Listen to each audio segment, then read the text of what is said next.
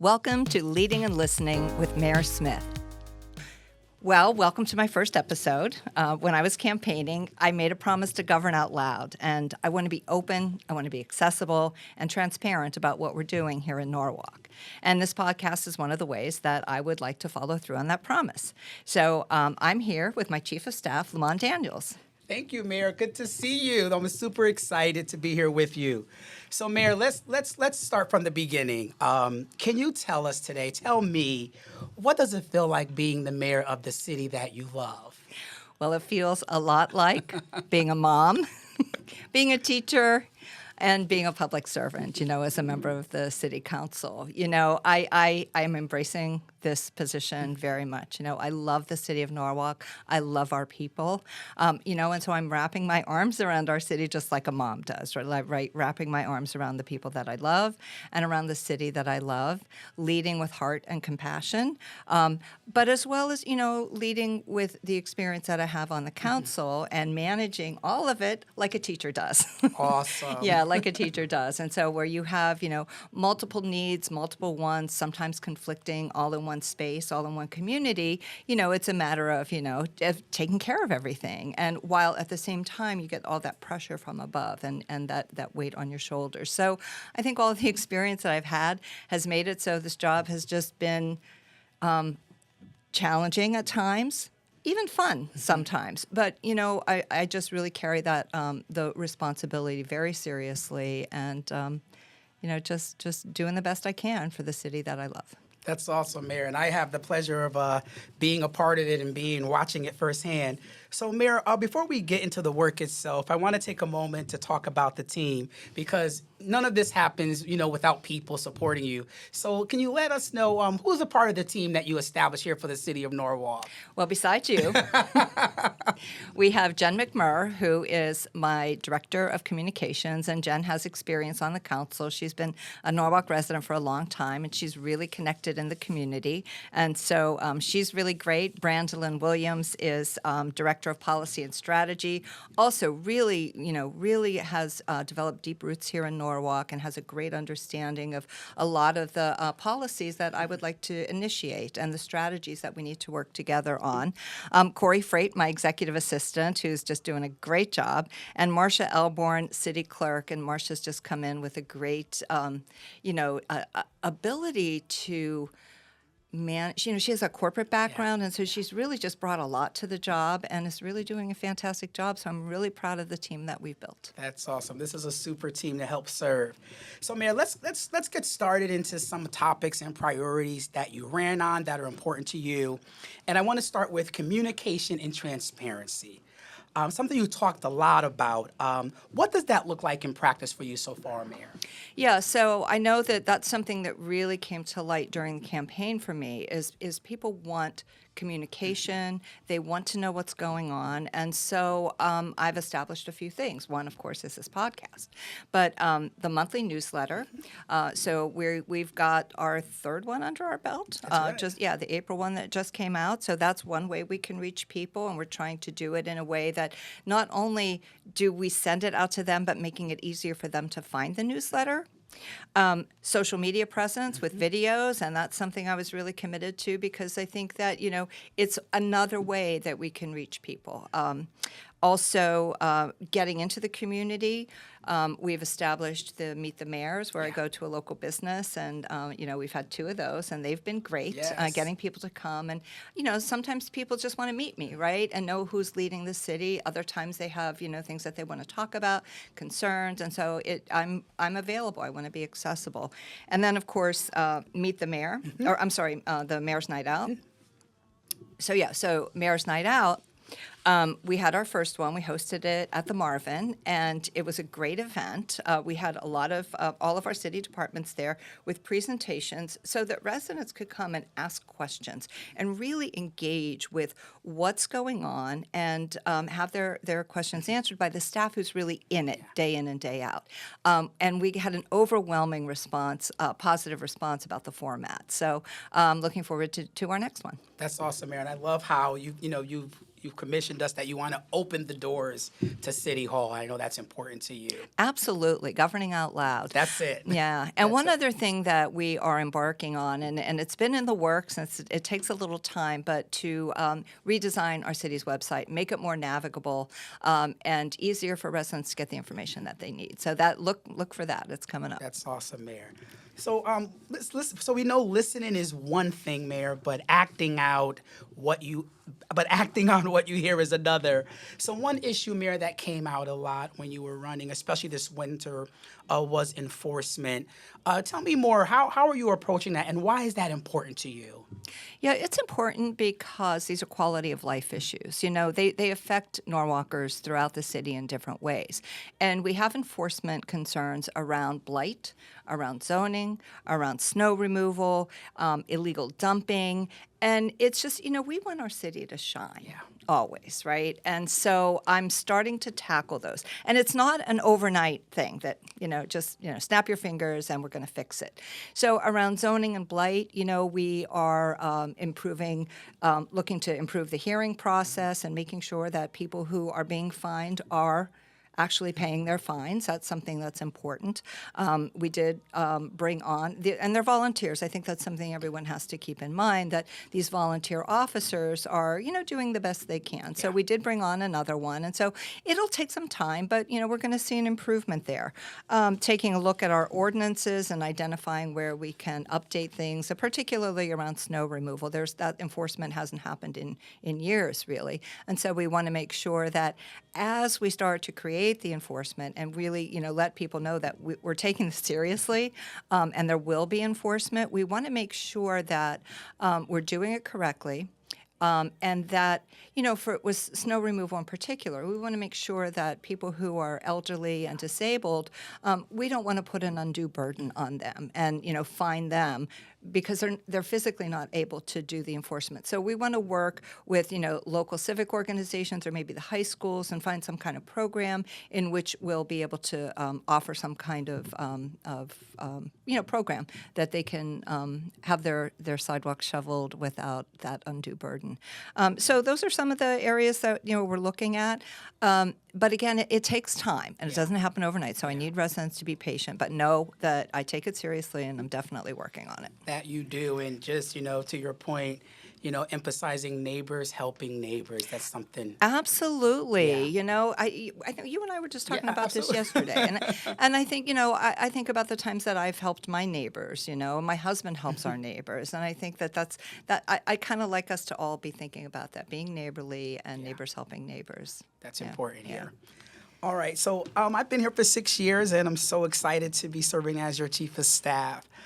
So I have a bird's eye view of how things have been happening in City Hall, Mayor. So we're going to shift gears a little bit.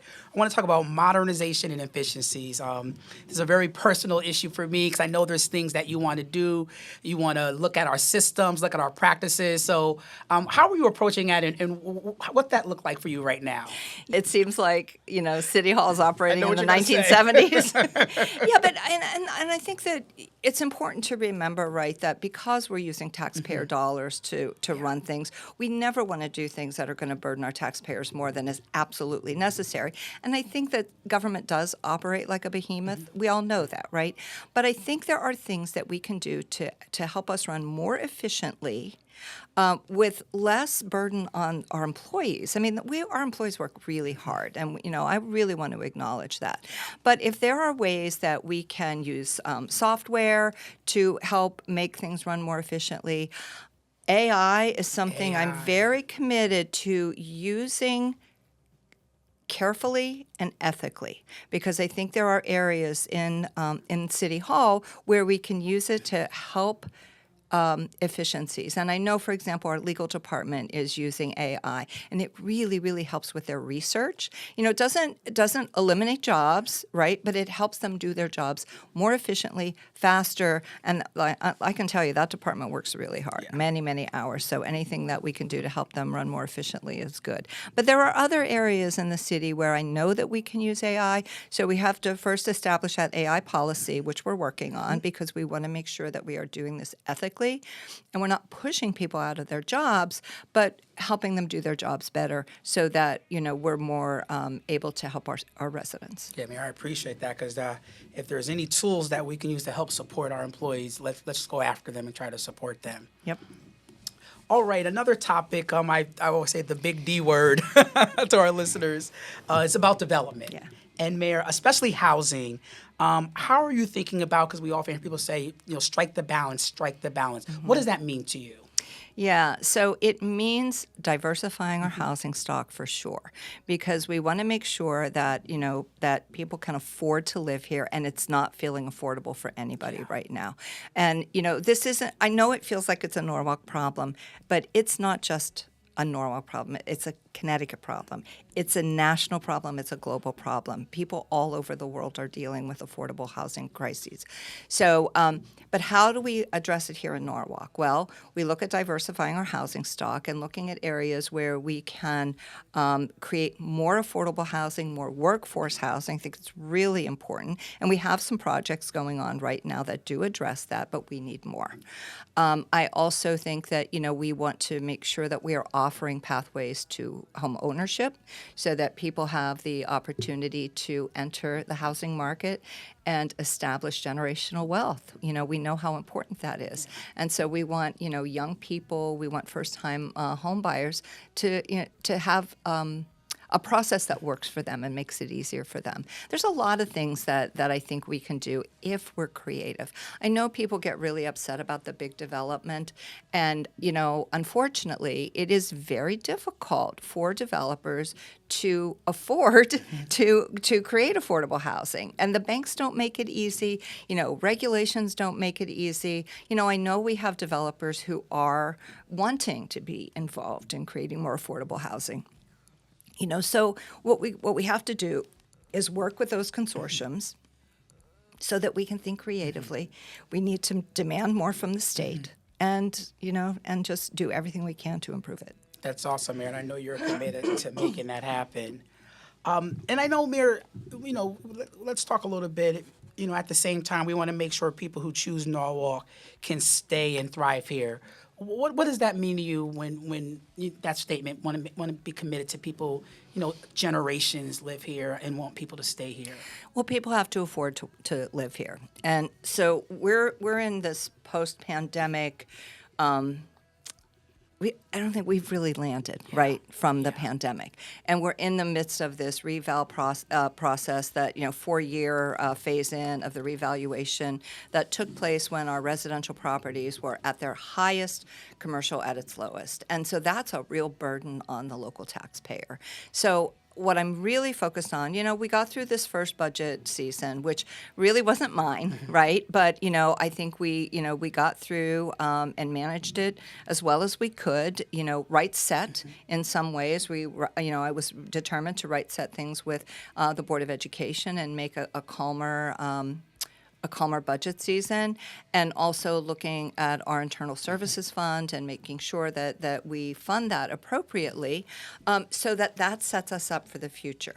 But additionally, it's really important that we increase our tax base, that we bring in more businesses and find other areas to increase revenue. So, we're doing a good job of supporting our smaller businesses, but we do need to bring in more business, and that's the most important way to do it.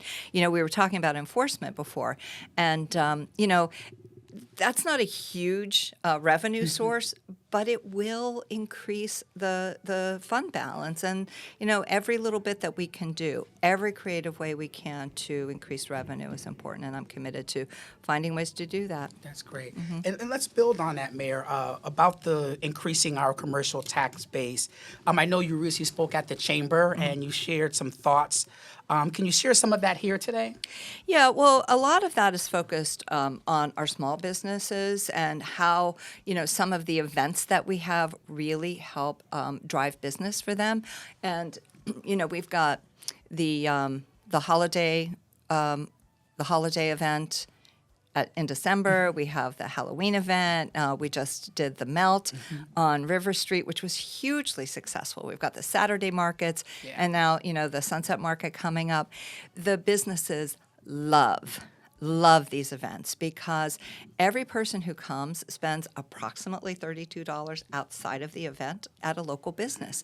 And what we learned by following the metrics is that we're business dollars increased by about $1 million this past year for our local businesses. Wow, that's great. huge, and Yes. it's great, right? But we do want to continue doing more and being creative about how we can, support those local businesses. So there's like the innovation initiative, which we've given away over $300,000 in grants to help these local businesses, and then they establish, a storefront, and then they're off and running. So that's really great. Also, storefront improvement initiatives, so that the business looks inviting to come into. So those are some of the things that we're doing, and also making sure that we make it easier to do business here. And the way that we're doing that is with online permitting. And we've talked about it for a long time. We've wanted it for a long time. We're actually making it happen. And so I think by fall we should be up and running with that, and it's going to make it a lot better for businesses. Wow, much more. More is happening in the city of Norwalk. So, Mayor, that's a lot of work. So, in just over 100 days. But I've had the opportunity to see the work up close. It's been nonstop. I think what really stands out for me, and none of this is abstract, that these are things people are actually asking for. So, Mayor, share kind of what you're thinking about over the next 90 days, next 100 days. What does that look like for you? Yeah, well, I think the thing is the first couple of months really, really had to be focused on the budget and getting through an incredibly challenging budget season, right? So now I can really shift gears and start to work on things that, some of which we've just talked about, right? Some of the initiatives that I'd like to see, and the way I'd like to see the city move forward, making sure that we're creating a resilient, sustainable city for the future. That's really important to me. I have kids, you have kids, I've got grandkids, you're not there yet. Not yet. Yes, but, that's who I'm thinking about, Yeah, right? yeah. I'm thinking about future generations and what kind of Norwalk we're going to leave to them. And so, that means, improving the quality of life for the residents that live here now, right? And, are enjoying this amazing city that we live in, but really focusing on what we're going to leave to our kids and grandkids and future generations. That's awesome, Mayor. So I want to say thank you, Mayor. Thank you, Lamont. You got it. And so as we close this particular session, what would you like to say? Yeah, so just thanks so much. This has been fun. I work with you all day, every day, and now it's fun to do this podcast with you. Yes. But really, really want to thank everyone for listening. There's lots more to come. The next episode, I am going to be joined by our Recreation and Parks team to talk about summer programming and a very exciting new recreation center that's going to be opening in the fall. And really, it's just the beginning. So we're going to keep showing up, we're going to keep listening, and keep working to make Norwalk the best that it can be. Thanks for being part of the conversation, and I'll see you next time on Leading and Listening with Mayor Smyth.